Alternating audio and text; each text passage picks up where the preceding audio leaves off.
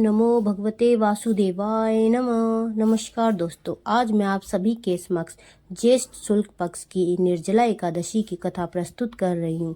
आइए शुरू करते हैं। बोलिए बाके बिहारी लाल की जय।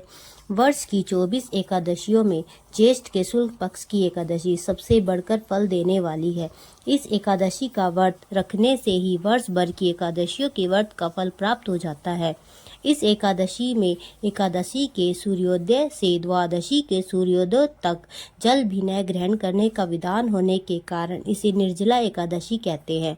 ज्येष्ठ मास में बहुत बड़े दिन होते हैं और प्यास भी अधिक लगती है। ऐसी दशा में इतना कठिन व्रत रखना सचमुच बड़ी साधना का काम है।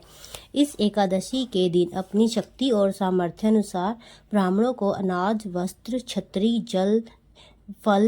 जल से भरे कलश और दक्षिणा देने का विधान है। सभी व्यक्ति प्राय मिट्टी के घड़े अथवा सुराहियों, पंखों, अनाज का दान तो करते ही हैं, आज के दिन मीठे शरबत की प्याऊ भी लगाते हैं। आइए शुरू करते हैं एकादशी व्रत की कथा। अधिक मात्रा में सतत भोजन करते रहना भीमसेन की एक बहुत बड़ी कमी थी। एक दिन भीमसेन ने व्यास जी से पूछा, हे पितामह, माता कुंती, भ्राता युधिष्ठिर, अर्जुन, नकुल, सहदेव और द्रौपदी आदि सभी एकादशियों का व्रत करते हैं और मुझे भी अनाज खाने को मना करते हैं, परंतु मैं उनसे कहता हूँ कि भाई, भक्ति पूर्वक भगवान की पूजा आदि तो मैं कर सकता हूँ और दान भी दे सकता हूँ, परंतु भोजन के बिना नहीं रह सकता। इसके उत्तर में व्यास जी ने कहा, हे पांडुपुत्र भीमसेन, यदि तुम नरक को बुरा और स्वर्ग को अच्छा समझते हो तो प्रत्येक मास की दोनों एकादशियों को अन्न मत खाया करो। तब भीमसेन ने कहा, हे पितामह, मैं तो पहले ही कह चुका हूँ कि मैं भोजन के बिना नहीं रह सकता। यदि वर्ष भर में कोई एक ही व्रत हो तो वह मैं रख सकता हूँ। मेरे पेट में वृक नाम वाली अग्नि है। मैं अन्न के भोजन बिना पूरा उपवास तो क्या, एक समय भी बिना भोजन किए नहीं रह सकता हूँ। अतः आप मुझको कोई ऐसा व्रत बतलाइए जो वर्ष भर में केवल एक बार ही करना पड़े और मुझको स्वर्ग की प्राप्ति हो जाए। श्री व्यास जी ने कहा, हे पुत्र, बड़े बड़े ऋषियों ने अनेक शास्त्र बनाए हैं जिनमें वर्णित उपायों के द्वारा थोड़े परिश्रम से ही स्वर्ग की प्राप्ति हो जाती है, परंतु उन शास्त्रों में भी दोनों पक्षों की एकादशियों के व्रत को मुक्ति के लिए सबसे श्रेष्ठ लिखा है। श्री व्यास जी के वचन सुनकर भीमसेन नरक में जाने के भय से भयभीत हो गए और कंपायमान होकर बोले, अब क्या करूं? एक मास में 2 व्रत तो मैं कर ही नहीं सकता।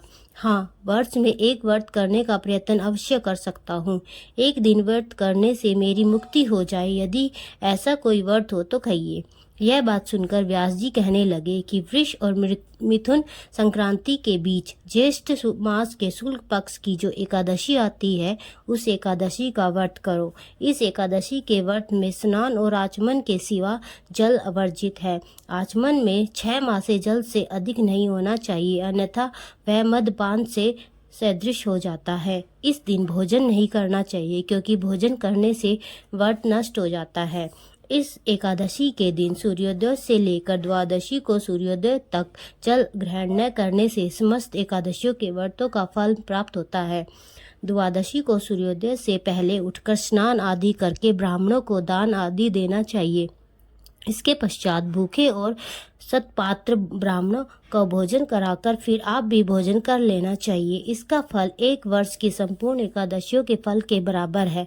व्यास जी कहने लगे कि हे भीमसेन, यह मुझको स्वयं भगवान ने बतलाया है। इस एकादशी का पुण्य समस्त तीर्थों और दानों से भी अधिक है। केवल एक दिन निर्जल रहने से मनुष्य के सभी पाप नष्ट हो जाते हैं। जो मनुष्य निर्जला एकादशी का व्रत करते हैं, उनको मृत्यु के समय यमदूत आकर नहीं घेरते, वरन भगवान के पार्षद उसको पुष्पक विमान में बैठाकर स्वर्ग को ले जाते हैं। अतः संसार में सबसे श्रेष्ठ व्रत निर्जला एकादशी का व्रत है, इसलिए यत्न के साथ इस व्रत को अवश्य करना चाहिए। इस दिन ओम नमो भगवते वासुदेवाय मंत्र का जप करना चाहिए और गौ का दान भी करना चाहिए। व्यास जी की आज्ञा अनुसार भीमसेन ने इस व्रत को किया था, इसलिए इस एकादशी को भीमसेनी या पांडव एकादशी भी कहते हैं। निर्जला व्रत करने वाले दिन प्रातःकाल भगवान का पूजन करके यह प्रार्थना करें कि हे भगवान, आज मैं श्रद्धापूर्वक निर्जला व्रत रखकर पूरे दिन भोजन करूँगा, अतः आपकी कृपा से मेरे सब पाप नष्ट हो जाए। इस दिन जल से भरा हुआ एक घड़ा वस्त्र से ढककर स्वर्ण सहित दान करना चाहिए।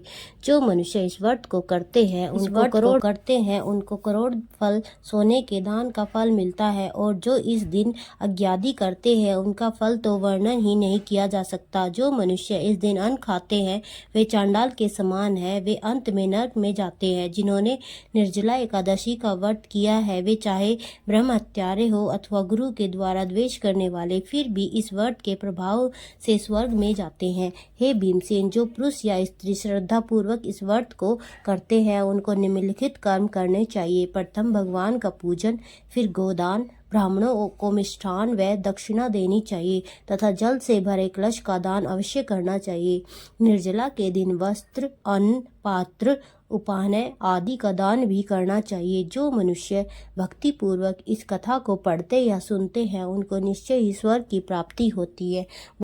बोलो बाके बिहारी लाल की जय।